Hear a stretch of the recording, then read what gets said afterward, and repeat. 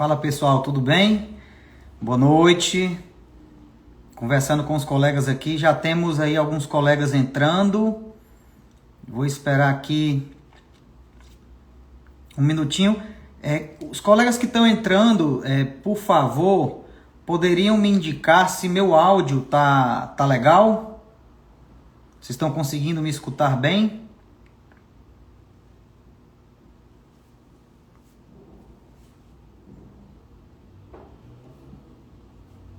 Beatriz, Tatiana, Lela, o Lucas, a imagem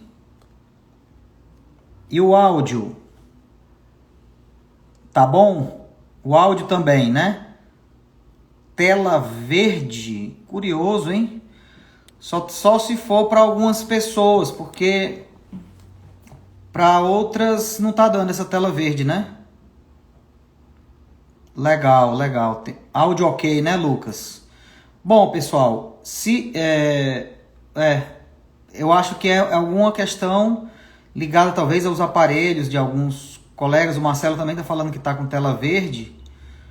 Curioso, tela verde, né? Por Eduardo tá tudo ok. Para outra colega também tudo ok, tela ok. Pessoal, eu acredito que não seja um problema generalizado. Então era bom os colegas que estão aí com essa tela verde dar uma olhada se não é alguma configuração no seu próprio aplicativo, aí no caso no seu celular, no seu software, tá? Eu vou então mandar brasa. Ah, legal. Teve um colega que o Marcelo disse que saiu e entrou novamente e deu certo. Bom, eu vou, como vocês sabem, eu gosto de já começar chegando junto, eu não gosto de lives muito demoradas, né? Eu gosto de passar. O Lucas falou que é só sair e entrar novamente que normaliza. Então eu já vou passar esse detalhe para os colegas que estão assistindo aqui comigo e que quem tiver com a tela verde sai e entra novamente que dá certo. O tema desse nosso bate-papo de hoje, tema dessa live, propositalmente eu coloquei as 3 maiores sacadas de quem quer começar os estudos para a prova discursiva. Muito normal esse bate-papo aqui, eu estou falando como amigo de vocês, quem vivenciou todos esses problemas, esses perreps em 2 momentos distintos, né? Para quem não sabe da minha história, não me conhece, eu realmente fui concursando em 2 ocasiões, com quase uma década de diferença. No primeiro momento eu tive 2 aprovações, depois de quase 10 anos depois eu voltei a estudar para concurso de novo, fiquei de novo 1 ano e meio em toda aquela dedicação e passei por tudo novamente, tive outras aprovações. E eu pude aprender muito, acabei acumulando muitas informações interessantes e depois de começar a ministrar vários cursos aqui pelo BND, Programa Discursivo de Alto Impacto, ouvi muita dúvida de aluno que tomava ferro na segunda fase e aí vinha conversar comigo o que é que tinha que fazer e tal, isso aí durante 5 anos, sem parar toda hora, fazendo questão de concurso, fui examinador de concurso também, de prova objetiva, prova discursiva, e a gente vai recolhendo algumas informações que são valiosas. E é isso que eu vim tratar com vocês. Essas sacadas para quem quer começar um estudo para a prova discursiva, ou então até para quem já começou, né? Mas eu acredito que sempre é muito bom a gente compartilhar esse conteúdo, essa troca de experiências, porque isso não só nos serve, como nos engrandece. Então, eu vou começar pela primeira grande sacada, que é a seguinte. Entenda qual é o seu estado atual, com muita precisão. Por que eu falo isso?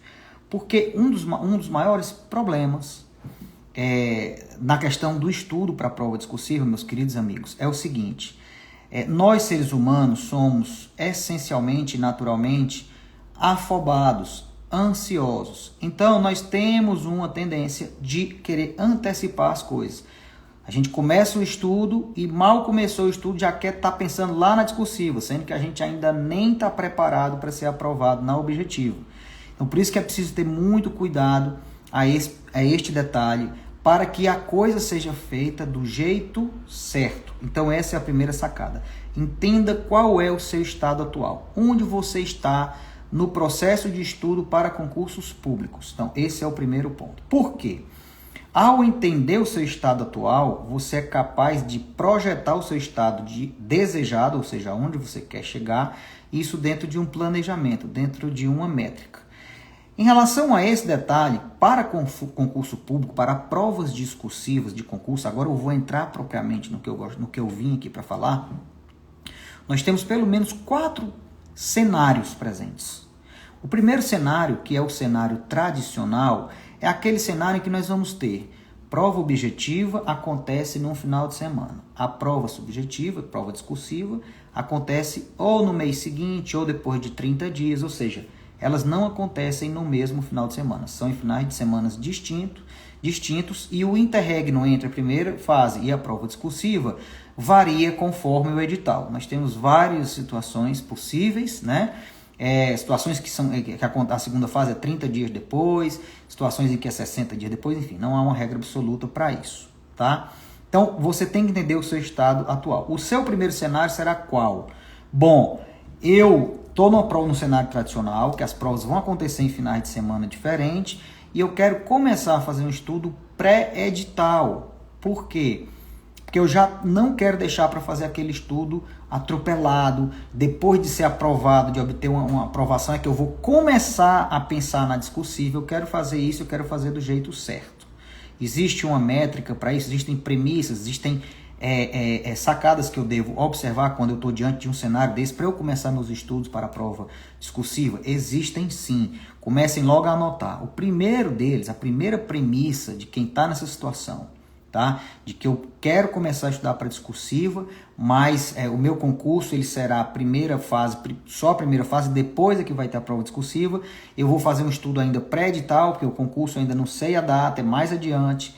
Beleza. Primeiro é que aí a preparação, naturalmente, ela vai ser secundária. Essa é a primeira premissa. Nessa situação que eu acabei de falar, a preparação é secundária.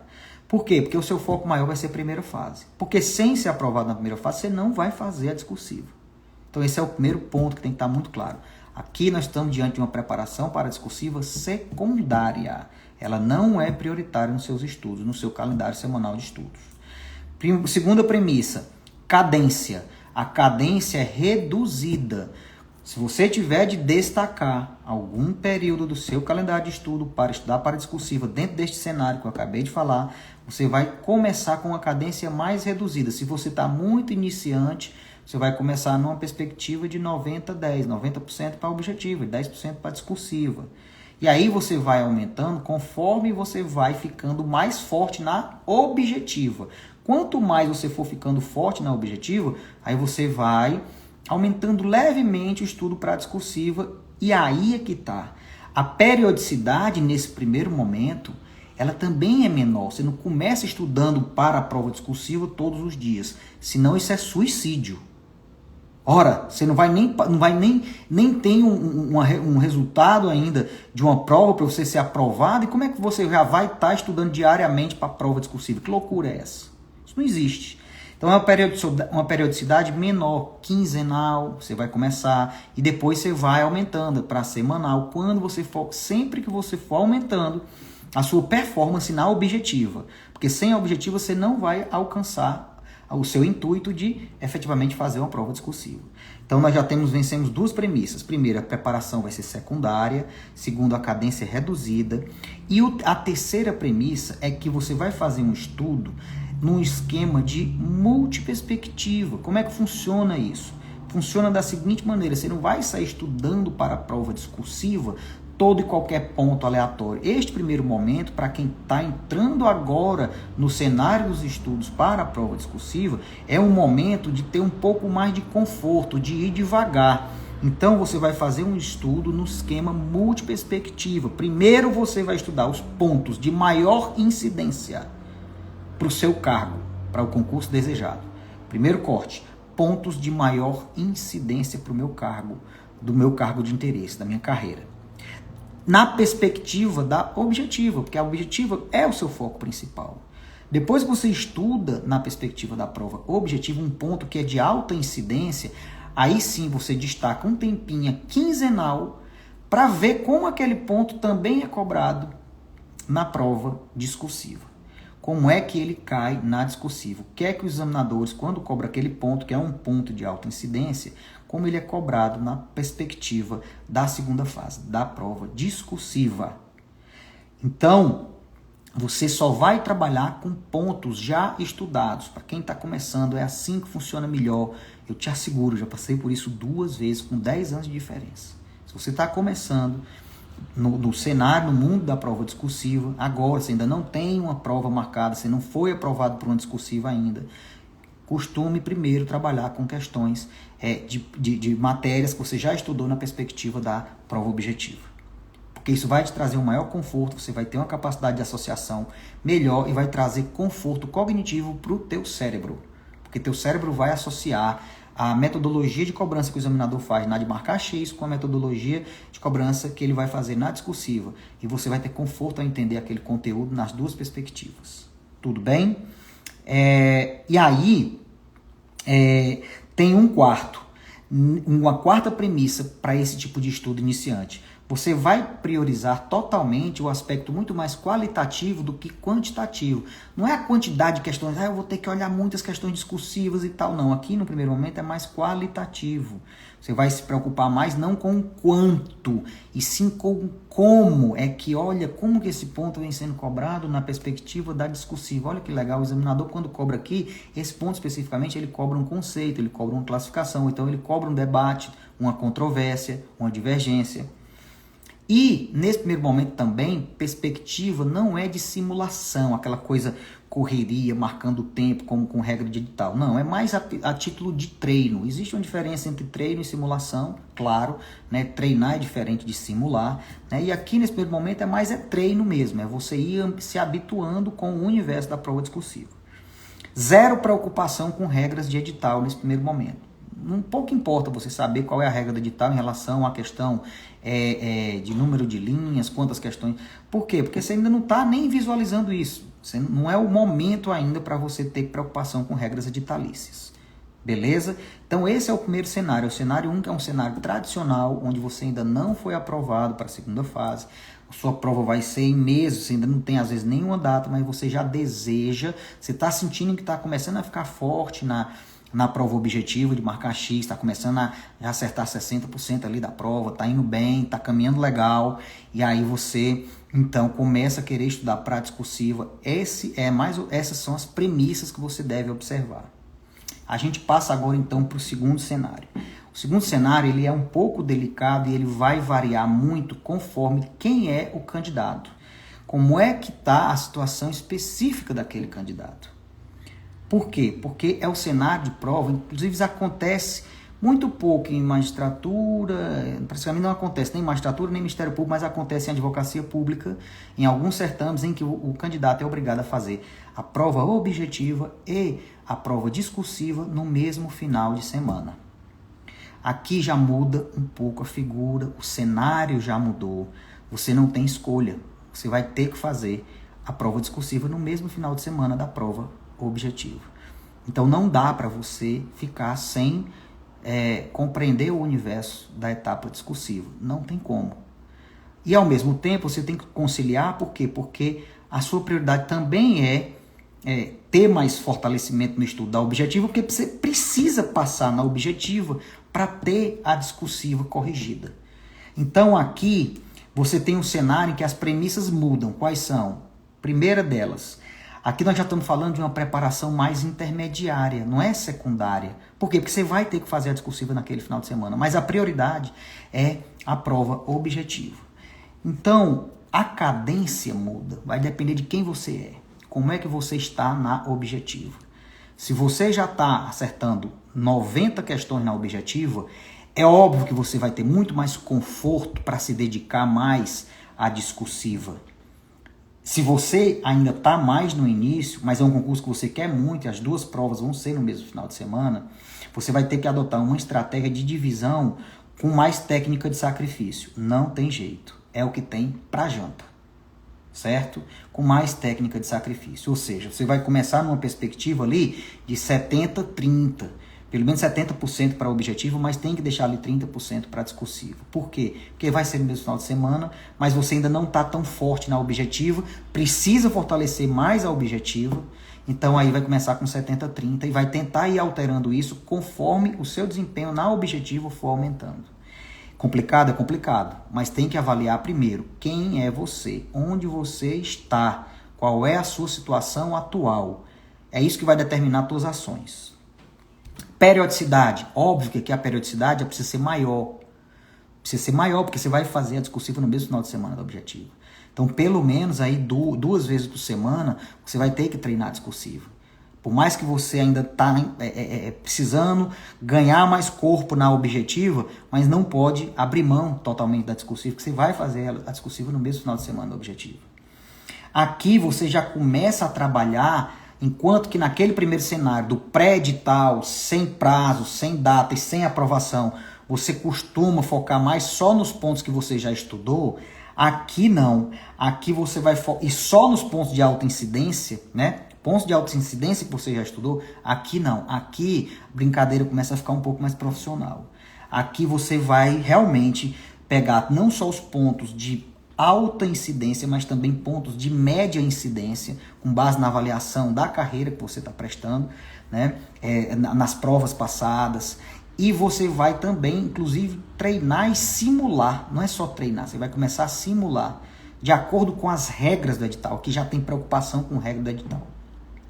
E aí você vai fazer, inclusive, em relação a pontos que você não estudou, que é justamente para você treinar um cenário de tensão. Por dedução, vou tentar responder aqui com base no conhecimento que eu tenho, ainda que eu não tenha estudado. Se tem lá uma questão que é de um ponto de alta incidência, vai lá e treina, faz um simulado dela. Ah, vou me ferrar, não tem problema, a cabeça tem que estar boa. A cabeça tem que estar boa. O importante é que na hora da prova você pode passar por isso, você tem que estar treinado. Treino duro, o jogo sempre fica mais fácil, certo? Então aqui começa a ter a perspectiva do simulado.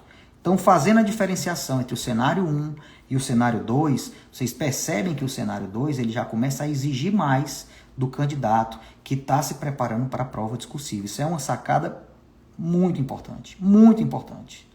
O cenário 3 ele já é um cenário mais agressivo, porque é o cenário da prova tradicional, primeira fase num final de semana e a segunda no outro, e você foi aprovado para a primeira fase. E aí, a quantidade de dias que você vai ter até a discursiva vai variar conforme o edital. Mas aqui é um cenário, já é um cenário ainda mais forte do que o segundo cenário, em que a prova objetiva e discursiva é no mesmo final de semana. Aqui você já sabe que vai fazer só discursiva naquele final de semana específico. Então, a premissa é máxima, prioridade máxima. A prioridade aqui é máxima. Total. A cadência é ampliada. A periodicidade do estudo para discursiva é diária, não é negócio de semana, é todo dia. Preocupação com regras do edital, máxima preocupação. E aqui entra tudo. Entra pontos de alta incidência, pontos de média incidência, treinando e simulando, e principalmente, inclusive os não estudados. Aqui não tem essa, você tem que treinar inclusive pontos que você não estudou. Tenta tirar leite de pedra se for coisa, e depois você vai confrontar com os espelhos. É importantíssimo fazer esse treino e tomar ferro na hora do treino. Para chegar na hora da prova, você tem mais consciência. E prioriza muito o simulado. Aqui, você já passou para a prova, na prova objetiva, acertou lá 85 questões. O corte foi alto, mas você passou porque você já está indo muito bem na objetiva. Saiba, o grande lance aqui é simular o máximo possível. Simule o máximo possível. Um quarto cenário, muito pouco presente, mas que vale a pena comentar uma coisa ou outra, é o cenário em que a prova discursiva ele já cai na primeira fase. Alguns poucos concursos, Rio de Janeiro é um estado que tem essa característica de alguns concursos serem prova discursiva já no primeiro final de semana. Você vai aplicar basicamente tudo que eu falei dos cenários 2 e 3. Cadência máxima, prioridade máxima, regras editalícias tem que prestar atenção, mas com 2 observações adicionais. Usualmente, os concursos que têm prova de primeira fase, já sendo prova discursiva, de escrever, são concursos em que o número de linhas ofertadas pelo examinador é pouco, são poucas linhas, é pequeno. Há pouco espaço. Normalmente o examinador pede que você disserte ali entre 8 a 15 linhas. Por quê? Porque é tipo desses concursos. Defensoria Pública do Rio de Janeiro, 8 linhas. Magistratura do Rio de Janeiro, Procuradoria do PGM Rio de Janeiro, PGR Rio de Janeiro. Não são muitas linhas disponíveis. Então, você tem que, além de fortalecer a cadência, Aqui tem que bater muito pesado no poder de concisão. O poder de concisão tem que ser treinado. Falar uma informação relevante a cada uma ou duas linhas. Sem embromation. Direto ao ponto. E muito conhecimento dos dispositivos legais que são específicos da carreira para a qual você está disputando o concurso. Por quê? Porque eles gostam disso. Os examinadores adoram pegar aquele dispositivo que trata especificamente do Ministério Público, especificamente da Defensoria Pública. E aí você já ganha tempo na questão da consulta ao vadimeco. Então, essa é a primeira grande sacada.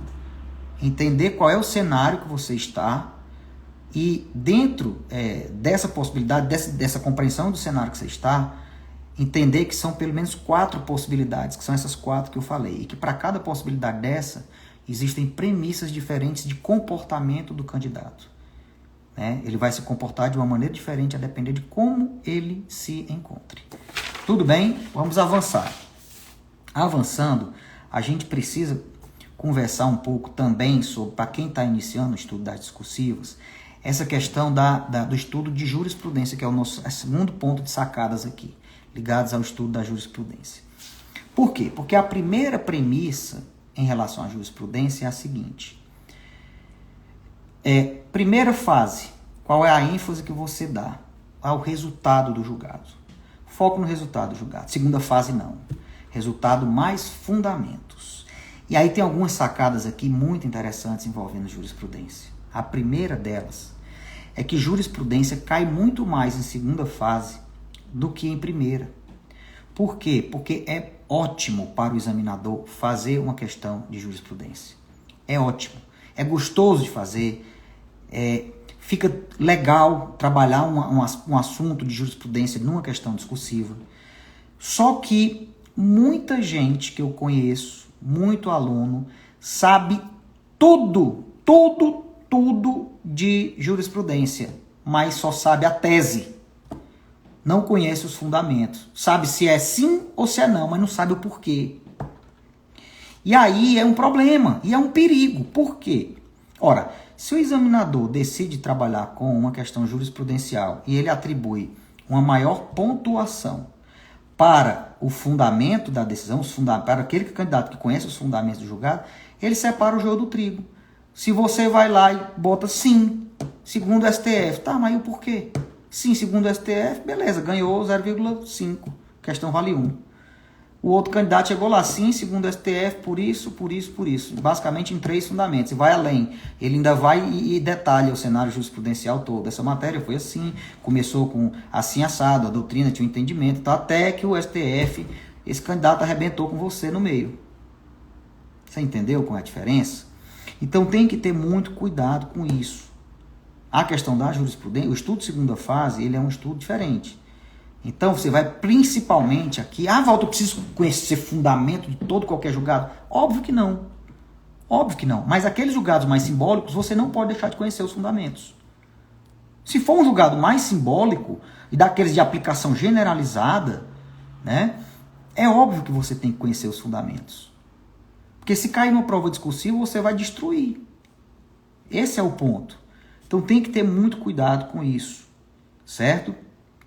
Para quem está no início dos estudos, é importantíssimo, não é que você vai ler apenas o resultado do julgado, mas se você tem uma prova de primeira fase, está na iminência ali da data da prova, é muito legal você focar realmente mais no resultado. Quando você está no estudo pré-edital, aí não, aí você foca já não só também no resultado, como também nos fundamentos. E vai marcando sempre os simbólicos.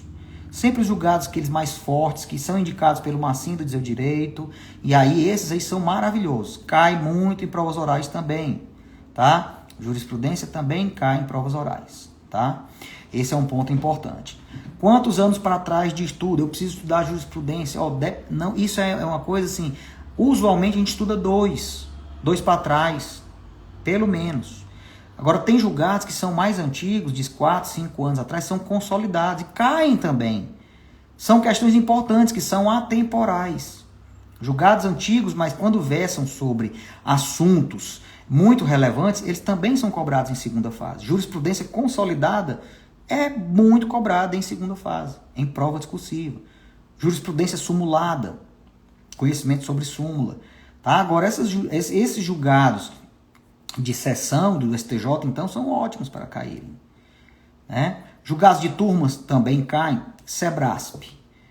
Já as bancas, o que eu tenho percebido de maneira muito clara é que assim, você pega a VUNESP, você pega a FCC, as 3 maiores bancas do Brasil hoje profissionais são FCC, VUNESP e Sebrasp. Né? Se você pega VUNESP e FCC, você vai ter uma segunda fase em que serão trabalhadas questões de, quando cair jurisprudência na segunda fase, vão cair normalmente jurisprudências mais consolidadas, ou que estão em súmulas ou em julgados de repercussão geral, ou repetitivo, ou súmula, ou até de sessão. A VUNESP quase que não cobra de sessão, é mais súmula mesmo, pra você ter ideia. O Sebrasp não.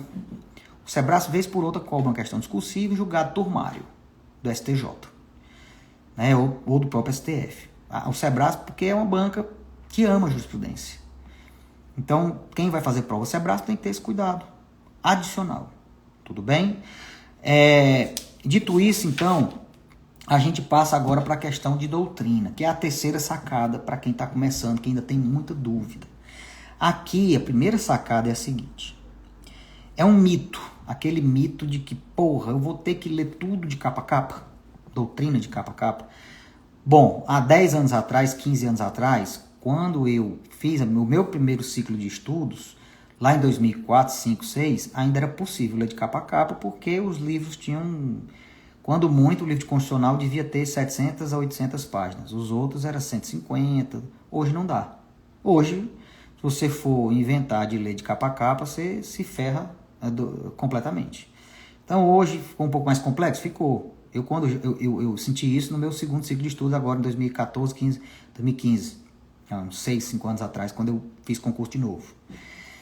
E aí, até para prova oral que eu estava estudando, eu lembro que eu usei muito essa estratégia de saber dividir o que é que eu ia estudar por resumo, saber dividir o que é que eu ia estudar por doutrina e saber o que é que eu ia estudar por lei seca. Porque lei seca vai te acompanhar até a fase oral, tá? A gente vai chegar lá na lei seca. Essa história também é outro mito. Se tem 2 mitos aqui. O primeiro mito, precisa ler de capa a capa. E o terceiro, lei seca só cai na primeira fase. Pelo amor de Deus. São 2 mitos que, se você comprar essa ideia, você se prejudica. Mas tem como você aproveitar melhor, óbvio, e saber estudar melhor a lei seca para a segunda fase, para a prova oral. Tá? E eu vou falar sobre isso. Então, a questão da doutrina, esse é o primeiro mito. O que você vai ter que saber para balizar o seu estudo de doutrina, primeiro ponto é saber fazer o seguinte corte, o seguinte confronto entre 2 coisas. Quais são os pontos de maior incidência do meu concurso? Segundo, vai confrontar isso com a outra pergunta, que é a seguinte. Quais desses pontos que são de maior incidência são pontos conceituais e teóricos? Walter, que história é essa? Gente, isso é muito importante. Mas é muito importante. Tem uma dica de ouro. Existem dos pontos do seu edital pontos que você tem a obrigação de sacar e de classificar. Se o ponto é mais normativo, se o ponto é doutrinário, conceitual e teórico, exclusivamente teórico, ou se aquele ponto ele é um ponto jurisprudencial, é um ponto que eu preciso, para estudá-lo, ler muita jurisprudência, porque realmente é um ponto que tem poucos dispositivos legais tratando dele, mas tem muita jurisprudência sobre o assunto. Vou dar um exemplo aqui que se encaixa bem no que eu acabei de dizer. Responsabilidade civil do Estado. Tem lei grande tratando desse assunto? Não tem não. Tem 1, 2 artigos na Constituição, mas uma leizinha aqui, outra acolá. Poucos dispositivos legais. Certo? Poucos dispositivos legais. Agora, o que tem de jurisprudência sobre responsabilidade civil do Estado não é brincadeira. E é um ponto também teórico. Tem muita teoria sobre responsabilidade civil do Estado. Não nessa parte teórica, a parte principalmente que trata lá de toda a evolução da responsabilidade civil, isso vive caindo. É um ponto atemporal e doutrinário. Então é esse o confronto que você tem que fazer. Pontos de maior incidência e pontos de confeição conceitual e teórica. Para que você aí sim comece a decidir quais desses pontos você vai focar mais na doutrina. Tudo bem? Aí, algumas reflexões que você naturalmente vai precisar fazer, algumas perguntas que você vai fazer a si mesmo. Esse é um ponto exclusivamente normativo e autoevidente, ou seja, aquele ponto lá está numa lei. E quando eu leio aquela lei, eu consigo compreender tudo sem precisar de doutrina para entender aquilo. O que cai realmente é só o que está na lei seca.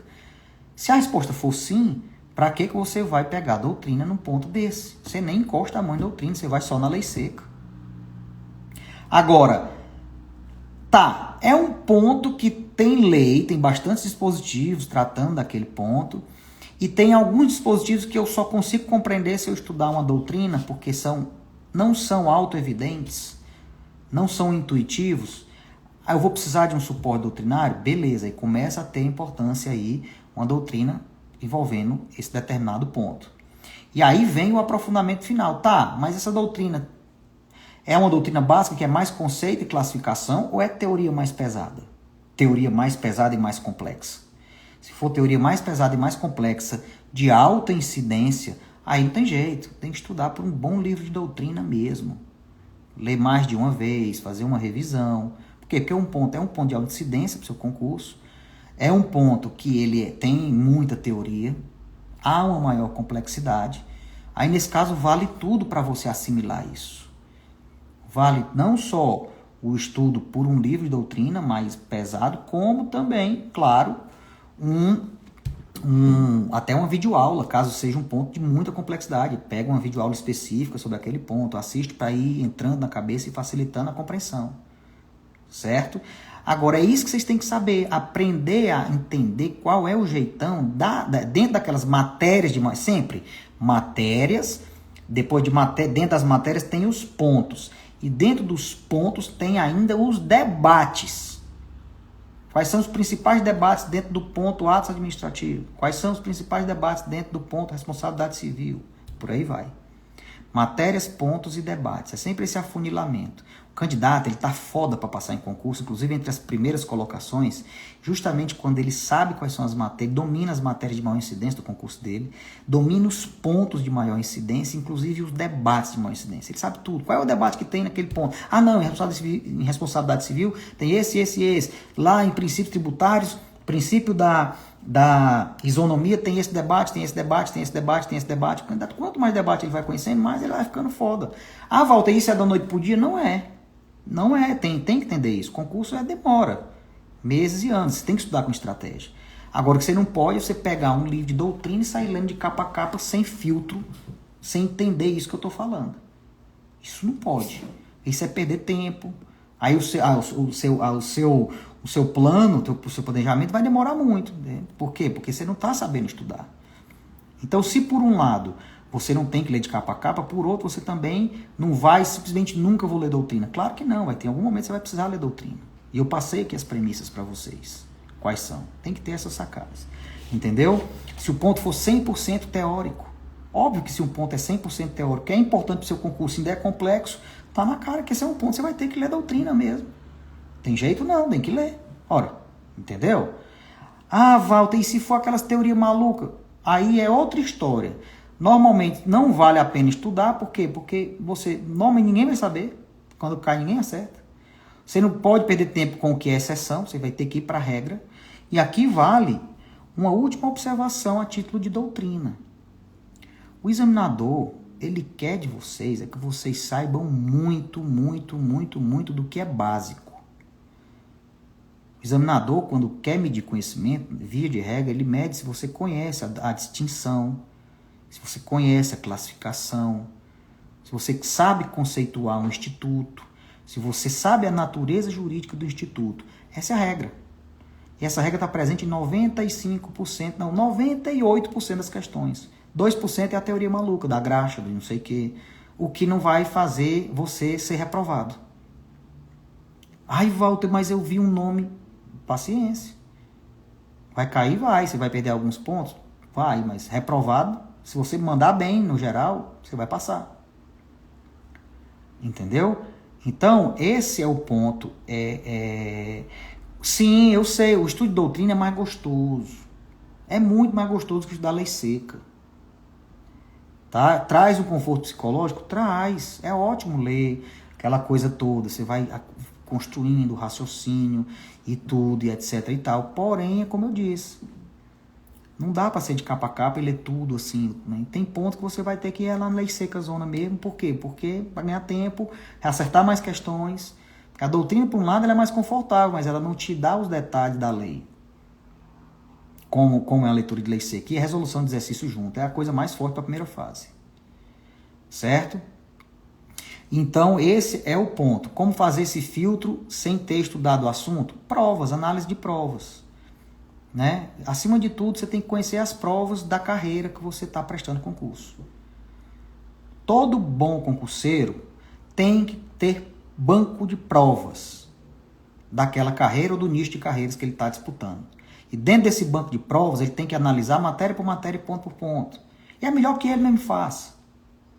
Pega uma coisa ou outra de mão beijada, é ótimo pegar de mão beijada. Pegar um material bom, feito com estratégia, feito com análise fundamentalista, como nós temos todos os nossos os produtos BND, eu não estou fazendo jabá, mas é verdade, todos os nossos produtos têm análise fundamentalista. O programa Ponto na Mão, ele é 100% análise fundamentalista, de estudo em multiperspectiva. 100%. Só trabalhamos os pontos de maior incidência daquelas carreiras na perspectiva da primeira fase e da segunda fase. Fase objetiva e discursiva, que é para quê? Para dar liberdade, para quem é assinante do programa Ponto na Mão. Para dar liberdade, o cara vai aprender. Dali ele usa em qualquer outro ponto. Certo? Então, quando você mesmo faz o raio-x, você tem mais segurança do que outro fazendo por você. Essa é a verdade. É normal a ideia de que quando eu estudo lei seca, eu estou aprendendo PN. É normal, tá? O estudo por banca também o confronto. Primeiro, matérias e bancas também. Banca, primeiro você estuda para banca. Cada banca é a prioridade. Banca, Sebraspa, Paz é prioridade. Agora depois você vai ter que entender dentro, o segundo momento você vai além da banca, aí você vai focar naquela carreira, de maneira geral, o que é mais cobrado naquela carreira. Certo? É banca e carreira. Tudo bem? Sempre isso, são cortes que você tem que ir fazendo, a título de estratégia. Então, de doutrina tem que saber fazer essas perguntas. É um ponto normativo auto-evidente que eu consigo só pela lei estudar? Ou eu vou precisar de um suporte doutrinário para entender esse artigo? Esses artigos que precisam de suporte doutrinário para entender são os que mais têm chance de cair em segunda fase. Esses artigos de lei, eu vou até falar isso já, que é por isso que na hora de estudar a lei seca, tá bom? Então é um ponto mais complexo, é 100% teórico, certo? Aí Lucas tem uma vantagem. Quando estudo para a prova discursiva, pergunta do Lucas. O edital não permite o uso do vadimécum. Tem uma desvantagem e uma vantagem. A desvantagem é que não permitir o vadimécum traz muito desconforto, o cenário de tensão aumenta. Mas a vantagem é que principalmente a VUNESP faz muito isso, esse tipo de concurso para a procuradoria, é que normalmente não há pontuação por menção ao dispositivo. Você basta mencionar os conteúdos. Né? E aí, nesse caso, não é que você não vai estudar um pouco da lei, você vai ter que saber pelo contrário, é muito mais o que aquela lei está dizendo, porque ele vai normalmente criar um caso cuja solução jurídica está normalmente ou na lei ou numa jurisprudência consolidada. E você não tem a obrigação de mencionar o dispositivo legal, porque como não tem consulta, isso não vai para a atribuição do espelho a título de pontuação. Basta mencionar o conteúdo. Tudo bem? Silvio, eu vou ficar te devendo, mas depois eu posso falar, porque eu tenho uma aula específica só sobre técnicas de sacrifício no programa discursivo de alto impacto, né, que tem uma parte que é toda teórica, só mentoria pura. Tá? Eu vou até pergunta para vocês, conversando, eu estou pensando em segregar o programa discursivo de alto impacto. No programa discursivo de alto impacto, só a parte teórica da mentoria, né, onde eu vou ter várias aulas específicas só sobre discursivo, e depois a parte prática do treinamento. Nós estamos conversando aqui dentro, né, porque hoje para dar um pouco mais de possibilidades para quem está afim de participar do programa discursivo de alto impacto.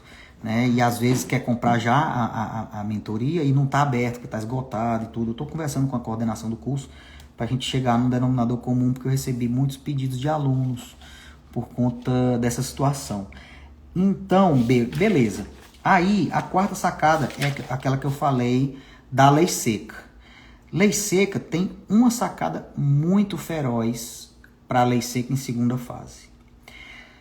É você, ao estudar para a primeira fase, quando você está lendo lá o seu caderno de resumos, quando você está lendo lá o mesmo livro de doutrina, que você começa a correlacionar que aquele dispositivo, sobre ele, tem debate doutrinário, porque aquele dispositivo ele é incompleto, ele não disse tudo o que ele queria dizer, ou porque aquele dispositivo está com uma nomenclatura ou uma terminologia inadequada, o legislador falhou.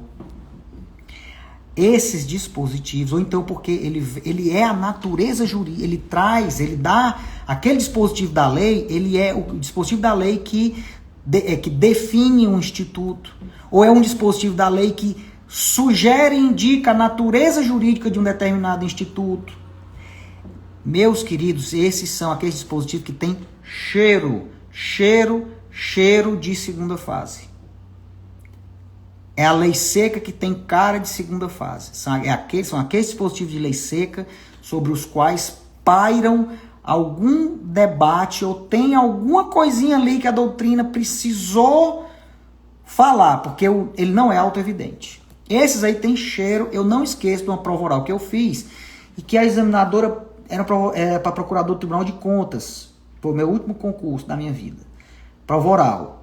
E ela simplesmente perguntou, era uma prova de tributária, examinadora de tributária, ela perguntou só o seguinte: candidato, a isenção é renúncia de receita? Aí isenção, renúncia de receita? Né? Eu comecei a tentar raciocinar, mas depois eu lembrei que tem um dispositivo que trata disso, né? Que é um dispositivo da Lei de Responsabilidade Fiscal que diz que a isenção, quando ela for em caráter não geral, em caráter específico, ela será renúncia de receita, que ela subverte um pouco a lógica do que a gente é acostumado a pensar. Por quê? Porque aqui a lógica é de não criar situações particulares. Será renúncia de receita sempre que eu criar benefícios, privilégios para uma determinada casta. Aí a própria Lei de Responsabilidade Fiscal é que dá a resposta num dispositivo. Ela me perguntou algo com uma característica que aparentemente eu pensei ser doutrinário, só que me bateu com a questão, não, está na lei. Está na lei. Ela me perguntou algo aparentemente doutrinário, mas não. A resposta está na lei seca. Quando eu dei a resposta, ela abriu um sorriso, naquela examinadora foi quase 10.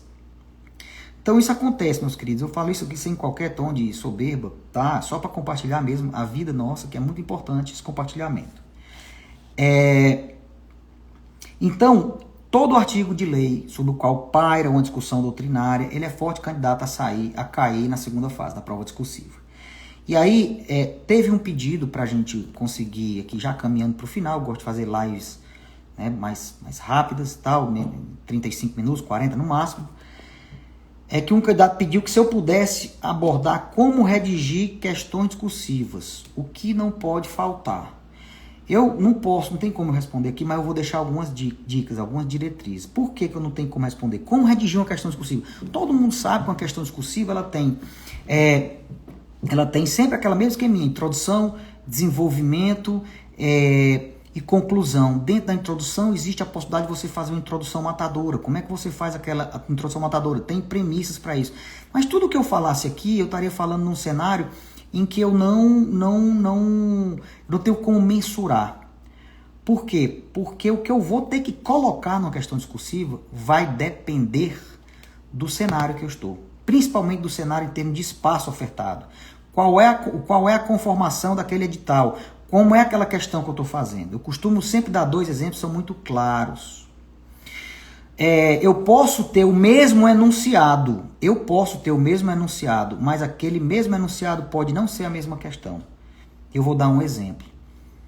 Disserte sobre o princípio da precaução ou disserte sobre o princípio da prevenção.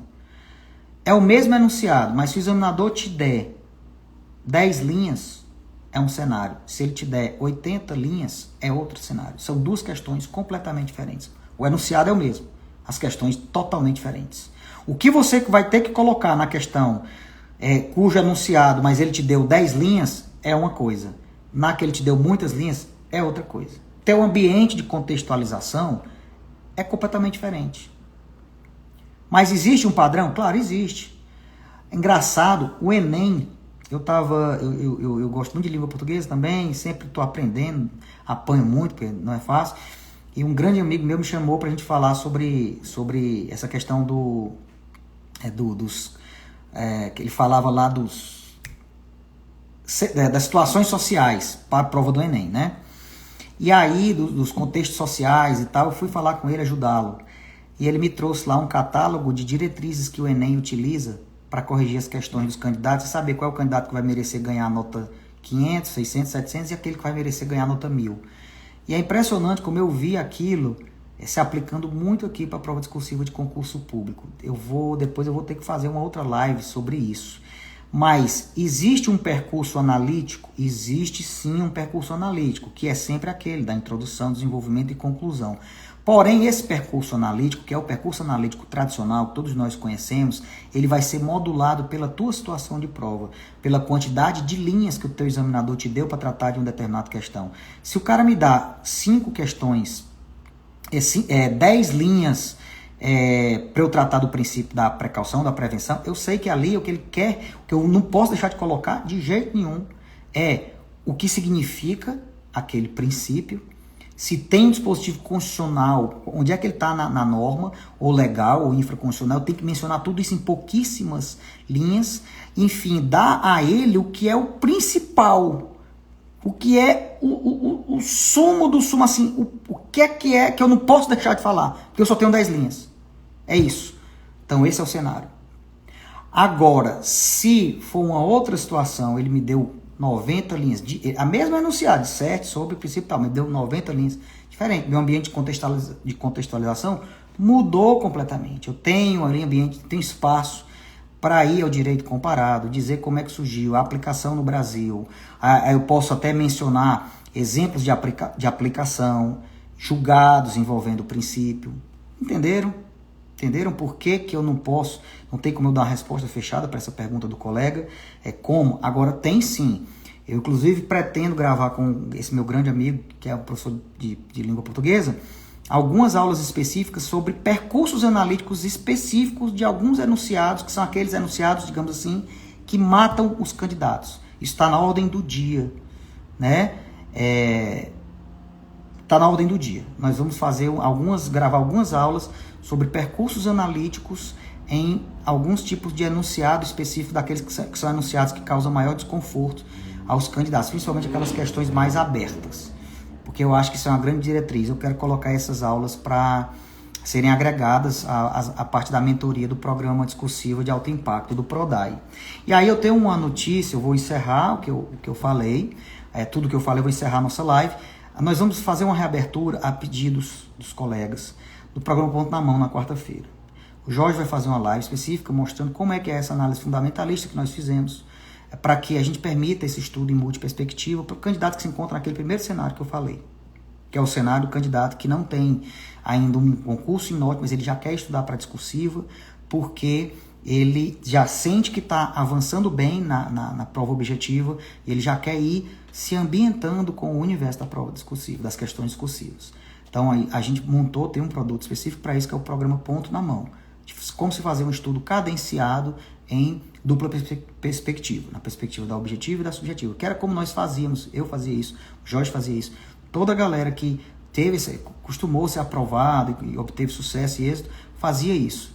Já ia estudando simultaneamente para as provas objetiva e subjetiva do jeito certo, como tem que ser. O programa Ponto na Mão foi feito para isso, tá? Aí o colega pediu para eu falar do programa discursivo de alto impacto. Eu vou voltar a falar sobre ele, não na live de hoje, porque o tempo está estourado, mas eu falarei especificamente sobre o programa discursivo de alto impacto. Marcelo, eu agradeço muito mesmo pelo seu interesse, tá? Mas estamos aí, qualquer dúvida, vocês podem mandar aí no direct, que eu tenho o maior prazer do mundo em responder e poder ajudar e contribuir na medida do que eu consiga auxiliar, que tiver ao meu alcance.